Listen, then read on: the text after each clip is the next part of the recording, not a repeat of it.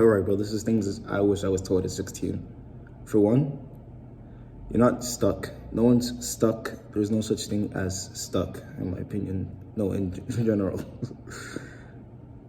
I used to believe, and maybe you can relate, I used to believe I was literally stuck in the body I had. I was stuck in the image I had. I was stuck in the frame I was working. I was stuck, and I couldn't change one bit of it.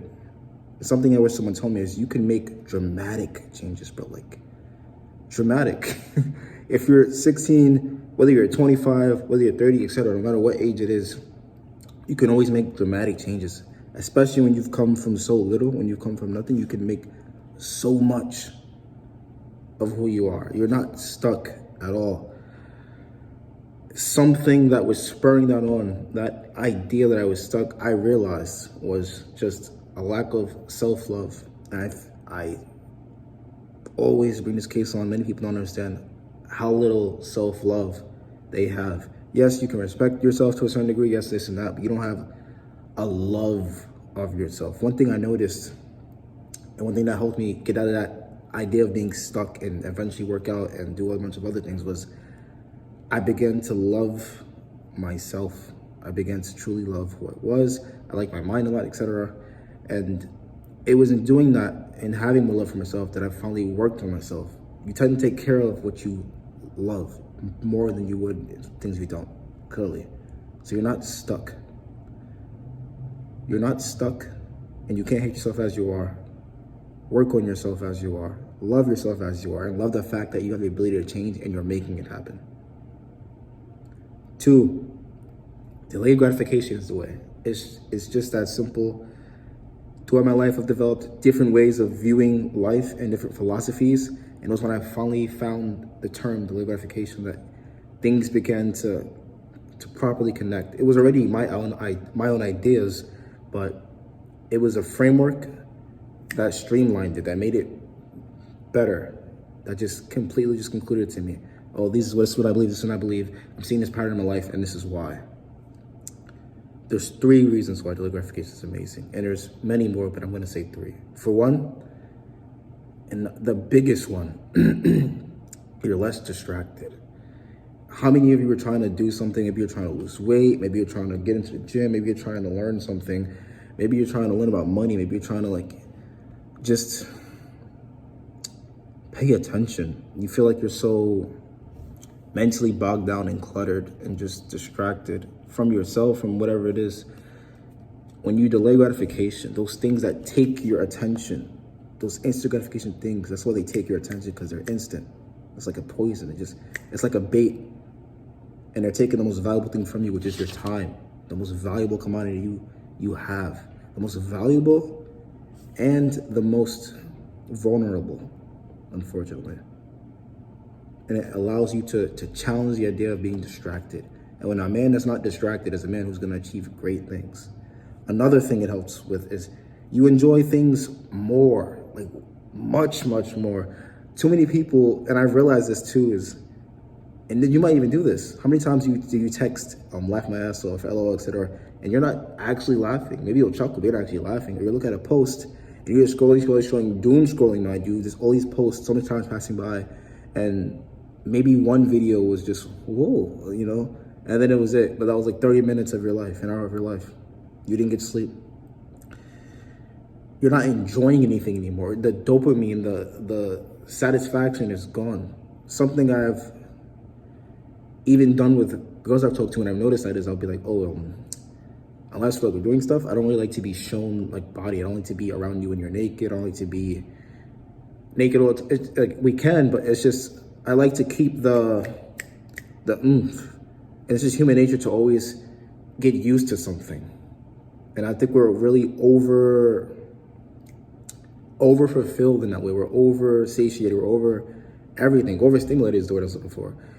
And you just stop enjoying things. When you delay gratification, right? When you start taking some of those instant gratification things out and you replace them with delay gratification things, it makes the bang that you used to get. Like your favorite snack. You buy your favorite snack. For me, it's like honey buns.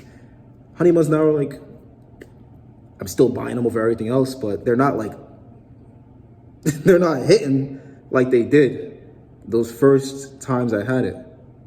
They're not. I'm not eating honeymoons like that these days because I'm trying to be healthier. But I'm talking about in general, like my favorite snack is that still. It's always gonna be some type of craving. It's something you had your whole life, so you're always gonna crave it. It's like a program indoctrinated into your DNA to love this trash food. So you enjoy things more. A third thing is you front load. I believe in the idea of like front loading life. The best way I can explain this, there's from a YouTuber called First Man. He calls it the male advantage. So when you front load your life, most guys, they're in their teens, their 20s, they want to have fun. And hence you want to have fun. Eventually life catches up to you. Here comes taxes, here comes all this annoying shit. And then here comes you trying to make the most out of life when life is the most difficult, when your parents can't no longer support you, when there's a baby, when there's some type of wife or girlfriend, and now you need to figure out something because you guys are like literally like keeping your head above water. If you front loaded this, you would work, you would put in together this mindset you would have at this time to get out of this debt or problem you have when you're 40. You put that into your 20s, you put that into your teens, you start thinking in these ways. And I'm not saying you can't have fun, but you're just thinking ahead more. You're making proper moves so that you don't have to, so it's not so crazy. Like I understand money more now. So 20 years from now, it's only gonna get better. You wanna front load this struggle, you wanna front load this process. And it's gonna create this giant advantage effect because it's only gonna add up and it's only gonna get better with time. The best way I could put it, and it's something he said, was while you're in your 20s, think like you're in your 40s. Those who are in their 20s thinking like they're 40 are generally gonna be, when they're 40, life's not gonna be a problem. You're front loading your life, you're delaying gratification to the point where that fun you wish you wanted to do when you were young and etc. yada yada. Now you have 40 and on to do all that because that's how much freedom you've amassed for yourself. That's how much genius you've put into these years. That's how much life you've saved up in a sense. Another thing that I wish I told myself or someone told me was speed. Speed is a big thing. Speed is something I struggle with the most. The next two things that I think I struggle with the most, and speed and its consistency. Speed, if you're like me, you have so many ideas, you have so many just pondering sessions, and you have so many visualizations of a life that you know you want and could have, but you don't execute on these things. So if you're not approaching any of these things with speed, there's been times where I've literally had an idea, thought about it, or was coming upon a philosophy and I was kind of breaking it down or thinking about, maybe if I liked this, or had this type of video, etc. And then just like a month later, because that's how long you can take sometimes when life's distracting you, someone else makes it, or someone else does something, or etc. Imagine the amount of creators that have lived lives. Maybe the first guy that made the telescope wasn't the first guy to throw it up. Like, what's his name? Edison? Was it Jefferson? I forgot. That's unfortunate. Sorry, my brother. The guy that made the light bulb, he wasn't the first to try that, but he was the one that ended up successful. Speed. Without speed, these things don't happen. Without speed, you're not the original. Without speed, you can't break through. And there's so many of you have so many things that stacked against you that you're gonna need a proper amount of speed and consistency, properly coming up to the plate over and over and over, consistency to make you undeniable, to make you the best choice no matter what, because you're always showing up, you're this quick on it, and you're gathering all this momentum. And that's a term I love to use, is momentum. I believe life has a momentum.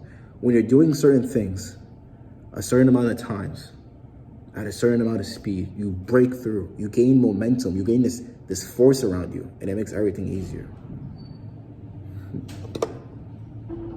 Yep. Hey, package? Just dropping it off. Okay. That's a patient. Okay. Take care. Have a nice day. Thank you, man. You too. This place has a package delivered. Anyway, you create all this momentum, and it creates this snowball effect. And that's an idea that really attracted me for the longest. Imagine you live your life to such a way that when you're sleeping, the momentum of your previous actions are maintaining this life you have now. They're maintaining your money, are maintaining your relationships with people. Maybe you're some type of content creator. They're watching your old videos, bro. Maybe you're a gamer. They're looking at your old VODs or something, like, or maybe like just in any job. You've done so much that it's so hard to fall off now because the momentum is carrying you forward. Imagine you can finally slow down and you're still gaining success. That's all the time I have, guys. That's the video. Now it's the time for you to impress yourself. See you, bro.